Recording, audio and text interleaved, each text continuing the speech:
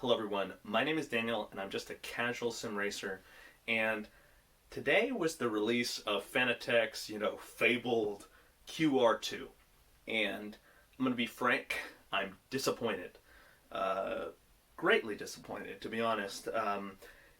This release was something where Fanatec could have shown consideration for the loyalty of its past customers, giving a discount to previous customers, giving a discount per quick release purchased by previous customers, or even based on the exact type where you replace like for like with like a 25% discount, which I think would be very reasonable. To be very gracious would have been something like a 50-40% discount to be closer to their cost. Obviously, I don't think a larger company like Fanatec would do that, but it would have been great. But for them not to offer even a token discount, 10% perhaps, to me speaks to their lack of care for the Fanatec community. And it's rubbed me the wrong way. And I don't want to dwell on this too long, but I am going to go into some of the prices, and then I'm going to talk about ways that perhaps we can continue to use our bases while kind of holding fast and expanding some of our options. Because I don't want to just be a rant here. I want to actually offer a solution for us. Because we need to kind of hold strong, not rush out there and buy these quick releases at price, right? Because that just, Fanatec's going to be like, yeah, we did right. We made a lot of profit. We're doing well. They showed to their shareholders and their ownership group that they have had a successful release, made a ton of money, and that's really all that's going to matter to them. So what can we do kind of to hold fast while we work through kind of this time of trying to decide what is our next best step? Some of you might be just looking to get into the Fanatec ecosystem, and to be honest, with the regular QR2 being $100, it's all metal construction, it seems to be a reasonable price. And of course, if you're buying a new wheelbase, it should come with a QR2. I mean, make sure, and let's wait to make sure that that transition does happen. So it appears that it's not going to be a bad deal necessarily for new customers. But for us who have been loyal, for me who I have, I will need to get 3 QR2s and 4 QR lights to replace what I have and move over, plus obviously the base side connection. It's cost prohibitive. And so let's just run the numbers here. $160 for the QR2 Type-C bundle, which will include the base side stem and of course one metal quick release. Then I need 2 more QR2s to replace the QR1s that I have. And then I will need 4 QR2 lights if I'm going to replace my lights. And that's not to say I'm moving up to the regular QR2s. And so that's going to come to $160 for the bundle, $100 times 2 for $200 to get the QR2s, $60 times 4 is $240. You add that all up, it comes to $600. $600 for me to move to the better quick release. And in my opinion, the QR Lite is a defective product. I have 4 of them, actually 5 of them, because I have one that totally doesn't work anymore, but all of them no longer maintain a stable connection. They're also loose, the wheels jiggle, creak, they literally knock. It is terrible. And it's a defective product, and they should have recalled it.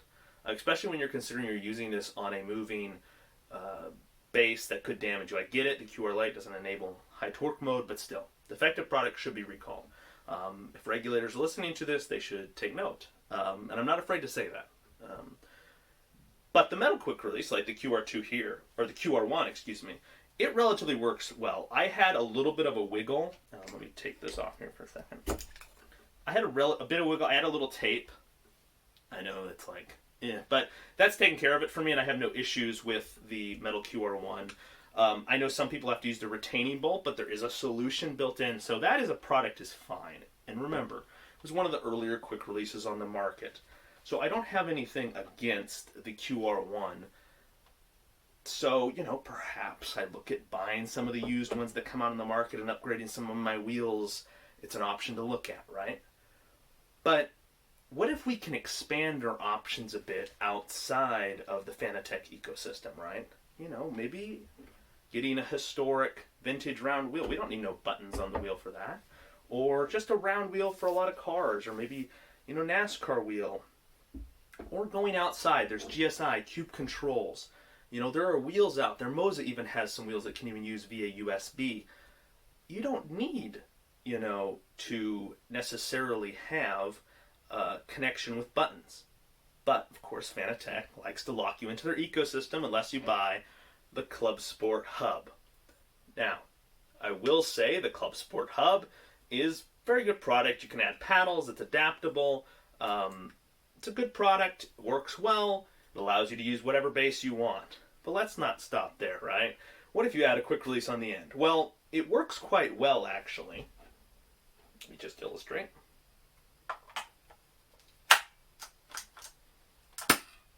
And so that just snaps on right there. A little awkward to get it lined up right. But it just snaps on, and now you have a DD1 style. This is from Kyostar. But a DD1 style quick release here. You could hook this onto the base. I'll just show you how.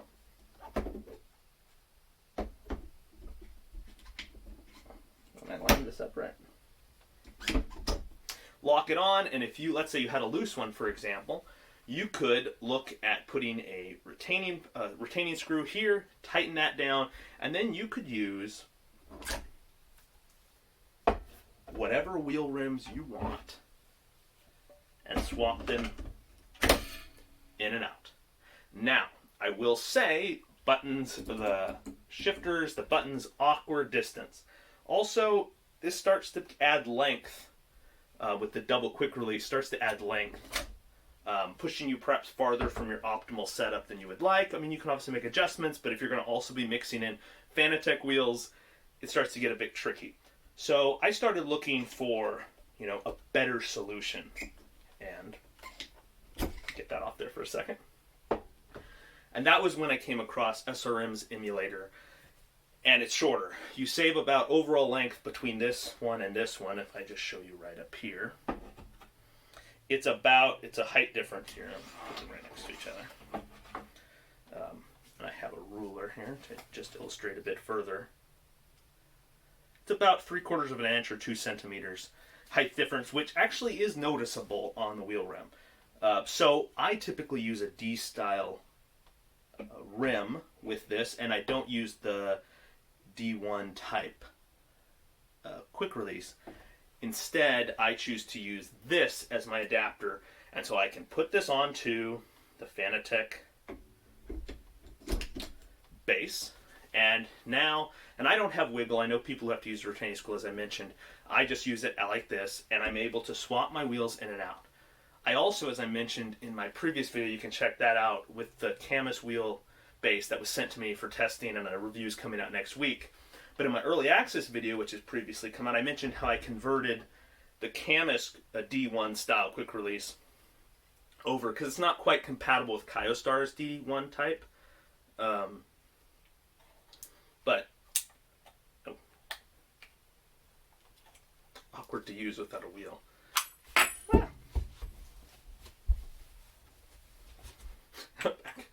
But as you can see, it also very similar. You know, it works well. And if you were going to go into that ecosystem, you could always did I line that up right now? You could always look at going in with Camus quick releases, which work just as well, very strong, and you could use that. And so, for example, if you were looking, you know, what am I going to do here? You know, the other D1 spec quick releases, Moza, SimMagic. So kind of going this cheaper option, getting some wheel rims outside of it, you know, as I mentioned, perhaps going with a Cube Controls wheel rim or something like that, formula style. You know, you can start adding options without buying Fanatec specific products and feeling like you're tying yourself into their ecosystem. Well, perhaps they've done a decision that's made you a bit begin to doubt staying with Fanatec. And I'm not saying that I'm going to move away from Fanatec, but I'm definitely not going to be buying any more Fanatec wheels right now. And I'm definitely not spending $600 right now to just suddenly swap everything over to the QR2. So it's one of those things, if $600, I can look at putting that towards the Asetek La Prima bundle with the open quick release right there. And I can use any type of USB wheel with that. And that's pretty attractive. That's like $850. You know, you start talking about selling some of your other wheels and stuff, you've got it completely covered. If you're going to spend the money already, right? And $600 isn't a small chunk of change. And some people have more wheel rims than I do. If I'm looking at buying, metal wheel rims, this goes up to like 680, 740, somewhere around there. If I wanted to get all metal QR2s. So it's one of those things where right now we just need options to kind of wait and hold and not buy and let Fanatec kind of know we're frustrated with them as a community and as customers, and we're exploring our options and we're holding right now. And I'll be honest, that's what I'm going to be doing. But I didn't want to sit here and be frustrated and do nothing. I wanted to provide options for us. So check out SRM. They have no idea I'm making this video. I've had this for 6 months or so, maybe a bit longer, and it just feels like this is really relevant based on kind of the news we got today. So I wanted to do a quick video about this. Well, probably not so quick anymore, but you get the point. And we can give you some options. I mean, get a vintage wheel rim if you haven't, and look at doing something like this. It's cheaper to get the SRM emulator and the metal QR1 quick release, or you might even have a metal QR1 quick release laying around, than it is to get the Club Sport Podium, or maybe it's not Club Sport, I think it's the Podium Hub. So instead of getting the Podium Hub, it's quicker, it's cheaper to do the SRM as well. So that's another reason why to go this route. And it works really well. It works flawlessly for me, and it's something I think that you can consider checking out. I really kind of like the form factor here. Very small, compact. I'll just stick it on the shelf behind my rig, or on, I can even hook it on the wall where I store my other wheels and pull it off when I need it, and it gives me access to all the other wheel rims that I could want. And having that D1 style spec release is really, gives me a lot more freedom and makes me feel like I have more options that are more affordable, and I'm not so constricted by the Fanatec ecosystem, which is unfortunate that Fanatec has chosen to restrict. Fanatec has chosen to kind of not reward loyalty. So we'll see what goes from here. I hope that this video is helpful, and that perhaps maybe you can get some ideas on how to open up some options for you to expand the offerings outside of the Fanatec ecosystem if you're within that ecosystem. But of course, most of all, I hope you all have a fantastic rest of your week.